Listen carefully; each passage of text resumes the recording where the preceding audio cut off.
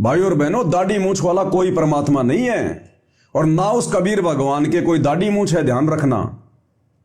अरे उसको तो युवा कबीर की संज्ञा दी गई है, युवा कबीर। जब गोरखनाथ जी के साथ में परमात्मा गोष्ठी कर रहे थे 650 साल पहले, और जब गोरखनाथ जी ने कहा कि ये कबीर तू मेरे साथ में क्या ज्ञान चर्चा करेगा, क्या गोष्ठी करेगा, तेरी उम्र क्या है, क्योंकि उससे मैं परमात्मा लीलामय तरीके से 10-12 वर्ष की उम्र दिखा रहे थे। तो गोरखनाथ जी ने कहा कि हे बालक कबीर तेरी उम्र क्या है और गोष्ठी करेगा मेरे साथ है। तो परमेश्वर ने कहा कि जो बूझे सो बावड़ा, क्या है उम्र हमार, कि जो मुझसे मेरी उम्र पूछता है ना वो महामूर्ख है, बावड़ा है वो। और परमेश्वर ने कहा ना मैं बुढ़ा ना मैं बालक ना मैं भाट भिखारी, कहे कबीर सुनो रे गोरख यह है उम्र हमारी। कि ना मैं कभी बूढ़ा होता और ना मैं बालक हूं और ना मैं कोई भाट भिखारी हूं, ना कोई मांग के खाने वाला हूं मैं। तो परमेश्वर ने कहा ना मैं बुढ़ा ना मैं बालक ना मैं भाट भिखारी, कहे कबीर सुनो रे गोरख यह है उम्र हमारी। अब आज उस परमात्मा की पहचान मूर्खों ने बना ली। कबीरदास जी, दाढ़ी मूछ वाले कबीरदास जी, सफेद सफेद दाढ़ी, सफेद सफेद लंबी दाढ़ी। अरे भैया परमात्मा युवा है, युवा, सदा युवा रहता है परमेश्वर। शतलोक में तो आत्माएं भी वृद्ध नहीं होती, बूढ़ी नहीं होती, सदा युवा रहती है आत्माएं। तो परमात्मा के सतलोक में सफेद दाढ़ी मूछ कहां से आ जाएगी? क्या आपने कभी किसी सत्संग में गुरुदेव से सुना कि सतलोक में कबीर परमात्मा की लंबी लंबी दाढ़ी है, लंबी लंबी मूछ है या सफेद दाढ़ी मूछ है? किसी भी सत्संग में सुना आपने कभी? जिक्र किया गुरुदेव भगवान ने? जब भी परमात्मा ने जिक्र किया केवल यही बताया, एक बहुत बड़े सिंहासन पर परमात्मा विराजमान है, ऊपर उनके एक छत्र है, सिर पे उनके मुकुट है, राजा के समान परमात्मा जो है देखने योग्य है। उनके एक रोमकूप में 1 करोड़ चंद्रमा, 1 करोड़ सूरज, इससे भी कहीं ज्यादा रोशनी है। क्या कभी कहा गुरुदेव ने कि कबीर परमात्मा सतलोक में सफेद दाढ़ी मूछ में है? अरे वो तो इस गंदे लोक में परमात्मा आकर इस प्रकार की लीला करते हैं, क्योंकि इस मृत लोक में यदि कोई इंसान आएगा तो यहां के नियम के अनुसार वो बूढ़ा भी होता है, उसके सफेद दाढ़ी मूछ भी आती है। जब कबीर परमात्मा 650 साल पहले काशी के लहरतारा तालाब में प्रकट हुए एक कमल के फूल पर शिशु रूप में, तो जब ये छोटे से बालक के रूप में लीला कर रहे थे, छोटे से, तो क्या सफेद दाढ़ी मूछ थी क्या? तो क्या वो कबीर परमात्मा नहीं थे? फिर परमात्मा धीरे धीरे बड़े हुए, युवा हुए, तो क्या डायरेक्ट उनके सफेद दाढ़ी आ गई, सफेद मूछ आ गई, सफेद बाल आ गए? परमात्मा के काली दाढ़ी आई ना, पहले तो काले बाल आते हैं ना यहां के अनुसार। तो कबीर परमात्मा जब युवा होने की लीला कर रहे थे तो डायरेक्ट उनके सफेद बाल नहीं आए थे, दाढ़ी मूछ में काले बाल थे बिल्कुल। तो वो काले बाल वाली दाढ़ी मूछ वाली फोटो क्यों नहीं बनाते भाई? डायरेक्ट सफेद वाली क्यों बना ली? और फिर हमारे अंदर एक धारणा पैदा हो गई कि ये सफेद दाढ़ी मूछ वाला ही कबीर भगवान है, जबकि कबीर परमेश्वर के कोई दाढ़ी मूछ नहीं है। अगर आपको कबीर परमात्मा का ओरिजिनल चेहरा देखना है तो अपने पूज्य गुरुदेव सतगुरु रामपाल जी भगवान का चेहरा ध्यान से देख लीजिएगा। ये उनका ओरिजिनल सतलोकीय चेहरा है, ओरिजिनल। और वर्तमान में गुरुदेव भगवान ये कबीर परमात्मा सतलोक से चलकर एज इट इज अपने ओरिजिनल रूप में आए हुए हैं। हमेशा ये परमात्मा अपने ओरिजिनल रूप में ही आता है। आपके विश्वास को दृढ़ करने के लिए एक छोटा सा सत्संग पूज्य गुरुदेव भगवान के मुखारबिंद से आपको सुनाते हैं। ये सत्संग है गुरुदेव भगवान का, सुनाते हैं आपको। परमात्मा इसमें क्या कह रहे हैं? गुरुदेव कह रहे हैं कि परमात्मा का एक विधान है, परमात्मा का एक विधान है, यानी उनकी भक्ति की कुछ नियम हैं, कुछ मर्यादा हैं। और सतलोक में सिंहासन है, परमेश्वर के शीश पर मुकुट है, छत्र है ऊपर, और एज इट इज रूप में, ये एज इट इज रूप है ना, ये ध्यान से सुनना। गुरुदेव कह रहे हैं वो परमात्मा अपने तेज पुंज के नूरी शरीर को हल्का करके एज इट इज रूप में नीचे आता है। अपनी शक्ल चेंज नहीं करता परमात्मा, एज इट इज रूप में आता है। काल को धोखा देने के लिए अपने बेटे का रूप बना लेगा, जो मर्जी कर लेगा, लेकिन इस गंदे लोक में जब परमात्मा आते हैं, प्रकट होते हैं, तो अपने एज इट इज सतलोकी रूप में प्रकट होते हैं। काल और दुर्गा नहीं पहचान पाते, उनको दिखाई नहीं देते। जिस प्रकार, क्योंकि परमेश्वर तो अनंत करोड़ सिद्धियों के स्वामी है, वो किसको क्या दिखाएंगे, किसको क्या नहीं दिखाएंगे, वो तो उनके ऊपर है। जैसे 650 साल पहले जब कबीर परमात्मा को सिकंदर लोधी जनता के दबाव में आकर काशी से बेड़ियों में जकड़कर दिल्ली ले आए खूनी हाथी के आगे मरवाने के लिए, तो उस समय परमेश्वर ने क्या किया, उस पीलवान को जो हाथी के ऊपर बैठा हुआ था, उस पीलवान को परमात्मा ने सिंह रूप दिखा दिया, शेर का रूप। हाथी को नहीं दिखाया, बाकी लोगों को तो वो कबीर जी दिखाई दे रहे हैं, और उस महावत को सिंह रूप दिखा दिया परमात्मा ने, और महावत हाथी से नीचे कूद के भाग गया डर के। उसके बाद परमात्मा ने शेर को भी दिखा, उसको हाथी को भी सिंह रूप दिखा दिया। जब महावत उसको दुखी करने लगा, परेशान करने लगा, तो परमात्मा ने उस हाथी को सिंह रूप दिखाया। उसके बाद में परमात्मा ने सिकंदर लोधी को सिंह रूप दिखाया। बाकी लोगों को नहीं दिखाई दे रहे थे, बाकी लोगों को तो बेड़ियों में जकड़े हुए वो कबीर जी दिखाई दे रहे थे, नहीं दिखाई दिए उनको। तो ये तो परमेश्वर की लीला के ऊपर है, उनकी मौज के ऊपर है। वो दुर्गा और काल को अपना क्या रूप दिखाते हैं, और उसी समय आप और हमें क्या रूप दिखाई दे रहा है। तो गुरुदेव भगवान कह रहे हैं कि जब वो परमात्मा इस पृथ्वी पर आता है अपने तेज पुंज के शरीर को हल्का करके, तो अपने एज इट इज रूप में आता है, एज इट इज रूप में, यानी जैसा उनका सतलोक में रूप है उसी रूप में परमात्मा आते हैं। तो आज वर्तमान में हम अपने गुरुदेव भगवान को परमात्मा मानते हैं कि नहीं मानते? साक्षात कबीर भगवान मानते हैं कि नहीं मानते? क्योंकि उनके अलावा तो कोई सतज्ञान का एक शब्द भी अपने मुंह से नहीं निकाल सकता। इस काल के लोक में सत्संग का एक शब्द कोई नहीं निकाल सकता। तो आज एज इट इज रूप में धरती पर सतगुरु रामपाल जी के रूप में कबीर भगवान प्रकट हैं, क्योंकि गुरुदेव कह रहे हैं वो परमात्मा अपने एज इट इज रूप में आते हैं। एज इट इज मतलब जैसे का तैसा, कोई बदलाव नहीं, कोई चेंजमेंट नहीं, केवल अपने उस नूरी तेजोमय रूप को हल्का करते हैं। तो एज इट इज का मतलब जैसे आज हमें हमारे गुरुदेव भगवान दिखाई दे रहे हैं, सतलोक में भी ये परमात्मा एक रूप में एज इट इज बैठा हुआ है। तो ध्यान से सुनना है सत्संग को भाई और बहनों। तो परमात्मा का एक विधान है, परमात्मा उसी विधान अनुसार अपने सब कार्य करते हैं। परमेश्वर सतलोक में रहते हैं, जिसको गीता जी में शाश्वत स्थान कहा है, सनातन परमधाम कहते हैं।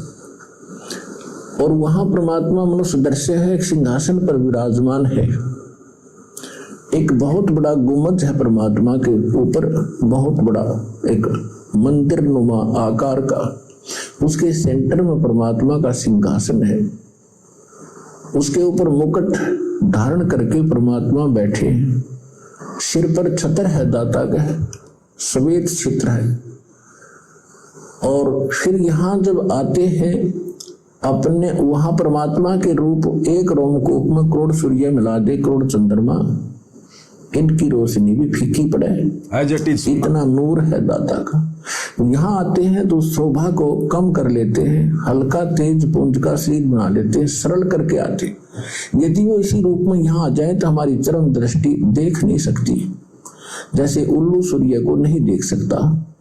इसलिए परमात्मा एक अपने तेज पुंज का हल्का शरीर बनाकर आते हैं, और वो मनुष्य दर्श तो है ही, अपने एज इट इज रूप में हमसे मिलते हैं, बातें करते हैं, लेकिन हमारे को अपने एज इट इज रूप में यहां आते हैं, हमसे मिलते हैं, हमसे बातें करते हैं, केवल अपने तेज को हल्का करते हैं, अपने नूर को हल्का करते हैं, अन्यथा हम उनको देख ही नहीं पाएंगे।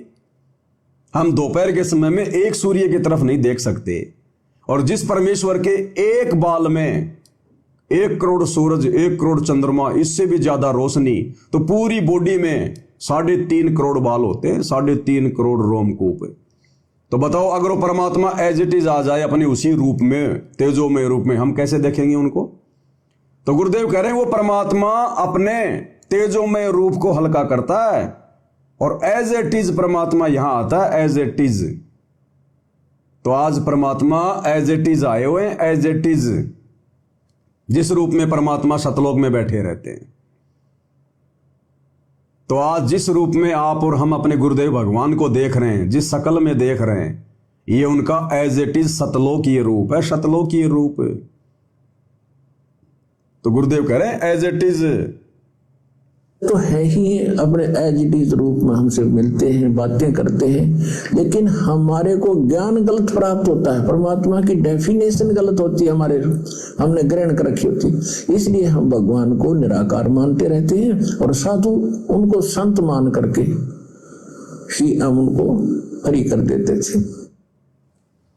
तो सुना भाई और बहनों आपने किस प्रकार से गुरुदेव भगवान अपने सत्संगों में अपनी पहचान के विषय में संकेत करते हैं, और इन संकेतों को समझना ही तत्व भेद है, तत्व भेद।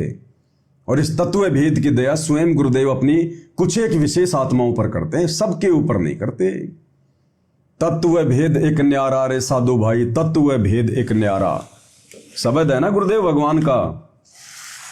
तत्व भेद एक न्यारा रे साधो भाई, तत्व भेद एक न्यारा, तत्व भेद एक न्यारा रे साधो भाई, तत्व भेद एक न्यारा। समझेगा कोई गुरुमुख प्यारा, तत्व भेद एक न्यारा। समझेगा कोई गुरुमुख प्यारा, तत्व भेद एक न्यारा। एक होता तत्व ज्ञान जो परमेश्वर सबको बताते हैं सत्संगों के माध्यम से, क्योंकि गुरुदेव के सत्संग ही तत्व ज्ञान है। और उसके बाद एक होता तत्व भेद, यानी उस तत्व ज्ञान में से सार निष्कर्ष निकालना। तो ये परमात्मा उन्हीं आत्माओं पर रजा करते हैं जो उनकी विशेष प्यारी आत्मा होती हैं, जो अधिकारी हंस होते हैं। वही जान पाते हैं, पहचान पाते हैं, उस तत्व भेद की उन पे दया होती है। गुरुदेव कहते हैं ना कि सब सुमरे अपने अनुमाना, तो गति लखी न जाए, और कहे कबीर कृपया कर जन पर, ज्यों की त्यों समझाए। और क्या होता है तत्व भेद? एक छोटा सा आपको सत्संग सुनाता हूं गुरुदेव का। इस शब्द से पहले गुरुदेव भगवान क्या कह रहे हैं, आदरणीय गरीबदास जी का उदाहरण देकर, कि पहले आप ये सुन लीजिए थोड़ा सा, कि वो परमात्मा वो कथा क्या सुना रहे होते हैं, और उस कथा के माध्यम से समझा कोई और बात रहे होते हैं। यानी तत्वदर्शी संत के सत्संग सामान्य नहीं होते। पहली बात तो तत्वदर्शी संत के सत्संगों को समझना भी महाभारत है। आप गीता, वेद, कुरान, बाइबल समझ सकते हो, लेकिन तत्वदर्शी संत जब सत्संग करता है तो बड़े सांकेतिक होते हैं, बड़े गूढ़ रहस्य युक्त होते हैं। उनको समझना बहुत बड़ी महाभारत है। तो गुरुदेव आदरणीय गरीबदास जी का उदाहरण देकर कह रहे हैं, क्योंकि गरीबदास जी ने भी एक तत्वदर्शी संत की भूमिका निभाई थी। क्योंकि गुरुदेव बार बार अगर अपने लिए कहें, अपने विषय में कहें, तो हम इतना जल्दी विश्वास नहीं कर पाते। इसलिए परमात्मा दूसरों के ऊपर उदाहरण देकर ही हमें ज्ञान समझाते हैं। तो गरीबदास जी का उदाहरण देकर गुरुदेव समझा रहे हैं कि गरीबदास जी बंदी छोड़ वो कथा कुछ और सुना रहे होते थे, और उस कथा के माध्यम से समझा कोई और बात रहे होते थे। देखना, ध्यान से सुनिएगा। बंदी छोड़ की वाणी के अंदर वो रहस्य छुपा हुआ है, जो कि आम भक्त, आम संत के बस की बात नहीं कि इसमें से वो रहस्य को निकाल सके। उनकी अपनी कृपा जिस पर हो जाती है, वही इस बात को ढूंढ सकता है कि सतगुरु महाराज इस वाणी के माध्यम से हमें क्या समझाना चाहते हैं। कथा कोई सुना रहे हैं और उसके अंदर समझा कोई और बात रही है। बंदी छोड़ की वाणी के कथा एक क्या कह रहे हैं गुरुदेव कि बंदी छोड़ कथा कुछ और सुना रहे होते हैं और उस कथा के माध्यम से समझा कोई और बात रहे होते हैं। तो बताओ भाई और बहनों, आज सतगुरु रामपाल जी परमेश्वर जी भी तो तत्वदर्शी संत की भूमिका निभा रहे हैं। आज हम भी तो अपने गुरुदेव को बंदी छोड़ कहते हैं। तो जब ये बंदी छोड़ सत्संग करेंगे तो क्या सामान्य होंगे? क्या आम भगत भाई बहन समझ जाएंगे? नहीं समझ पाएंगे। इसीलिए परमात्मा साध संगति को महत्व देते हैं कि साध संगति हरि भक्ति बिन कोई न उतरे पार, और निर्मल आदि अनादि है गंदा सब संसार। साध संगति और हरि भक्ति बिन कोई न उतरे पार। तो हरि की भक्ति तो हमें मिल गई। हरि कौन? कबीर परमात्मा। कबीर परमात्मा कौन? सतगुरु रामपाल जी। और उनकी भक्ति जो उन्होंने आज आकर हमें दी है, सत्संग दे दिए, 3 समय की आरती दे दी, मंत्र जाप दे दिए, 5 यज्ञ बता दी, धर्म कर्म की जानकारी दे दी। तो यह है हरि की भक्ति, क्योंकि हरि हमारे गुरुदेव भगवान है। हरि कोई विष्णु जी नहीं है। ये त्रिलोकीय विष्णु का नाम जो हरि पड़ा हुआ है ना, ये तो काल ने हमें भ्रमित करने के लिए इस प्रकार के उपमात्मक नाम अपने बेटों के रख दिए। ब्रह्म, ब्रह्मा, विष्णु, महेश, सदाशिव, महादेव, ये सारे नाम इस कबीर परमात्मा के उपमात्मक जो है वो पदवियों के नाम है। और इस काल ने हमें भ्रमित करने के लिए सारे नाम अपने बेटों के रख दिए। तो हरि का मतलब विष्णु नहीं है, हरि का मतलब है कबीर परमात्मा। तो कबीर परमेश्वर आज धरती पर प्रकट हैं हमारे गुरुदेव के रूप में, और उन्होंने हमें जो भक्ति दे दी, जो उपदेश दे दिया, वो उनकी भक्ति है। तो क्या कह रहे हैं परमेश्वर? साध संगति हरि भक्ति बिन कोई न उतरे पार। तो हरि की भक्ति के साथ साथ, सतगुरु रामपाल जी परमात्मा की भक्ति के साथ साथ साध संगति की भी जरूरत पड़ेगी। उस ज्ञान के ऊपर विश्लेषण करने के लिए, चिंतन मनन करने के लिए। साध संगति के बिना आप हरि की भक्ति पर दृढ़ नहीं हो सकते। इसलिए जिन जिन भाई बहनों को साध संगति नसीब है, आज देखो वही भाई बहन अपने गुरु को परमात्मा के रूप में पहचान कर उनके साथ में परमात्मा वाला व्यवहार कर रहे हैं।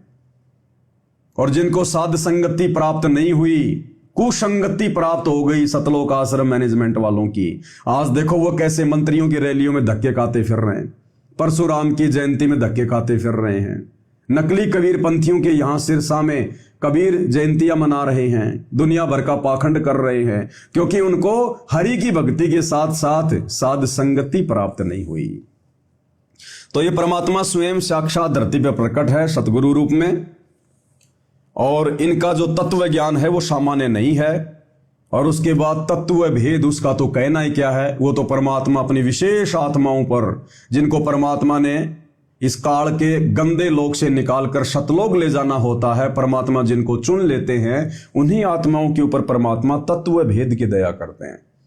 तो गुरुदेव भगवान इस शब्द के माध्यम से स्वयं कह रहे हैं कि तत्व भेद एक न्यारा रे साधो भाई, तत्व भेद एक न्यारा।